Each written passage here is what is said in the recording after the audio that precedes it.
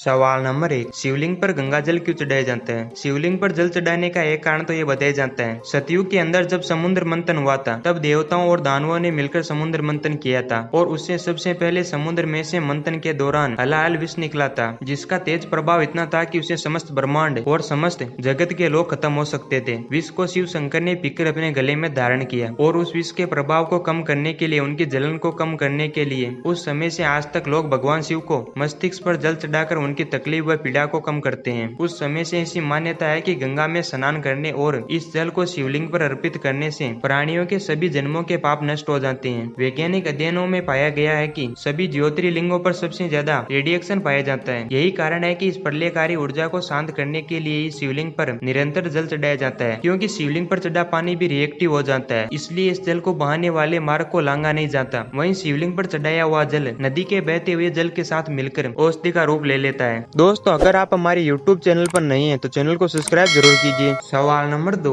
दुनिया की सबसे ज्यादा खतरनाक आर्मी कौन सी है? जब जब कोई सेना राष्ट्र के सम्मान के लिए लड़ी है तब तब उसने अपना सबसे खतरनाक रूप दिखाया है। वियतनाम जैसे गरीब संसाधन विहीन देश ने विश्व की सबसे आधुनिक, बड़ी और संसाधनों से लेस अमेरिकी सेना को लोहे के चने चबाने के लिए मजबूर कर दिया था और पराजित हताश अमेरिकी सेना को वहां से भागना पड़ा। ऐसे ही इजराइल की सेना है जो युद्ध लड़ाई जीतने के लिए नहीं लड़ती बल्कि इजराइल के अस्तित्व को बचाने के लिए लड़ती है। एक छोटा सा देश जो नक्शे में ठीक से दिखता भी नहीं है, अपने हितों की रक्षा दर्जन भर दुश्मनों के बीच बखूबी कर रहा है। 10 साल से बड़े सभी नागरिकों के लिए सैन्य सेवा अनिवार्य है। आज इजराइल से पंगा लेने की हिम्मत सिर्फ पागल करते हैं और वो मारे जाते हैं। घर में घुस घुस कर मारते हैं अपने दुश्मनों को। इजराइल की लड़कियां भला की खूबसूरत होती है, इस बात को सभी जानते हैं, लेकिन ये वो देश भी है जहाँ पुरुषों और महिलाओं दोनों का ही सेना में सेवा करना जरूरी है। सवाल नंबर 3। अधिकतर हवाई जहाज सफेद रंग के ही क्यों होते हैं? हवाई जहाज सफेद रंग के होने के कई फायदे होते हैं। सफेद रंग के होने के कारण हवाई जहाज में किसी भी तरह की दरारें आसानी से दिख जाती है। यदि कोई रेशन हो तो वो भी पता चल जाता है। हल्का रंग होने के कारण वह आसानी से सूरज से निकलने वाली गर्माहट को भी नहीं सोखता और अंदर ज्यादा गर्मी न होने की वजह से एयर कंडीशनिंग पर भी कम खर्चा होता है। इसके अलावा हवाई जहाज का सफेद रंग होने से किसी भी दुर्घटना के बाद उसे ढूंढने में आसानी होती है, भले ही जमीन में या पानी में। सवाल नंबर 4। रात में पोस्टमार्टम क्यों नहीं किया जाता है? पोस्टमार्टम एक तरह की शल्य क्रिया होती है जिसमें मृत शव का परीक्षण कर मौत के सही कारणों का पता लगाया जाता है। किसी भी मृत व्यक्ति का पोस्टमार्टम करने से पहले उसके सगे संबंधियों की सहमति प्राप्त करना आवश्यक होता है। व्यक्ति की मौत के 6 से 10 घंटे के भीतर ही उसका पोस्टमार्टम किया जाता है। अधिक समय होने के बाद शव में कई तरह के प्राकृतिक परिवर्तन हो जाने की आशंका होती है, इसलिए जल्दी उसका पोस्टमार्टम किया जाता है। क्या आप जानते हैं कि डॉक्टर रात के समय पोस्टमार्टम क्यों नहीं करते हैं? डॉक्टर के द्वारा रात में पोस्टमार्टम न करने की वजह रोशनी होती है। रात के समय एलईडी या ट्यूबलाइट की कृत्रिम रोशनी में चोट का रंग लाल की जगह बैंगनी दिखाई देता है। फोरेंसिक साइंस में कभी भी बैंगनी चोट होने का उल्लेख नहीं किया गया है। रात में पोस्टमार्टम न करने के पीछे एक कारण यह भी है कि प्राकृतिक या कृत्रिम रोशनी में चोट का रंग अलग दिखने की वजह से पोस्टमार्टम रिपोर्ट को कोर्ट द्वारा चेतावनी भी दी जा सकती है। सवाल नंबर 5। पंजाब के लोग कनाडा क्यों जाकर बस जाते हैं? पंजाब में आजकल एक कल्चर बन चुका है बाहर जाने का। पंजाब में जिसे देखो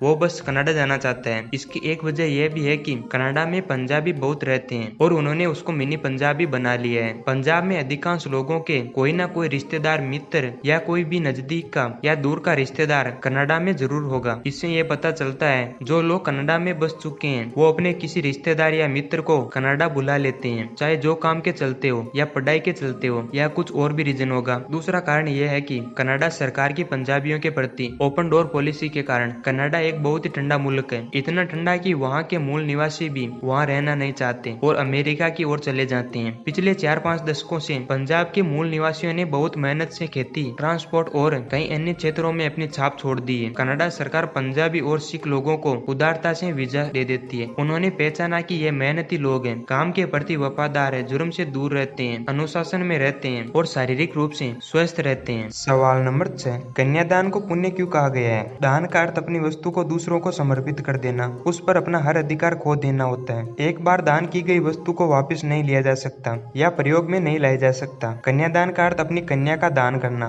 वह कन्या जिसे जन्म देकर पाल पोस कर प्यार और स्नेह से सींच कर किसी और को दे देना। अपनी कन्या का दान करना कोई आसान बात तो नहीं। हमारे वेद पुराणों में दान को सर्वोत्तम माना गया है। दान देना सबसे अधिक पुण्य का काम होता है और कन्या का दान देना तो सर्वाधिक पुण्य का काम होता है। ऐसी मान्यता है कि कन्यादान से मुक्ति की प्राप्ति भी होती है। कन्यादान सारे दान में सर्वश्रेष्ठ है। ऐसा हो भी क्यों ना, हम जानते हैं कि एक एक बार दान की गई वस्तु पर हमारा कोई अधिकार नहीं होता, वह किसी और की अमानत हो जाती है। ऐसे में अपनी पुत्री जिसे इतने लाड प्यार से अब तक रखा हो और अब उस पर हमारा कोई अधिकार तक न रहे, इससे ज्यादा तकलीफ की बात एक माँ बाप के लिए और क्या हो सकती है। परंतु इतनी तकलीफ के बाद भी माँ बाप अपनी पुत्री का दान देते हैं, दूसरों की अमानत बनाते हैं। ऐसी वस्तु जो आपके इतने करीब हो उससे आप दान दे रहे हो, इससे बड़ा पुण्य क्या हो सकता है। इस वजह से कन्यादान सबसे अधिक पुण्य का काम माना गया है। हमारे समाज में कन्यादान को सबसे ज्यादा पुण्य का काम बताया गया है।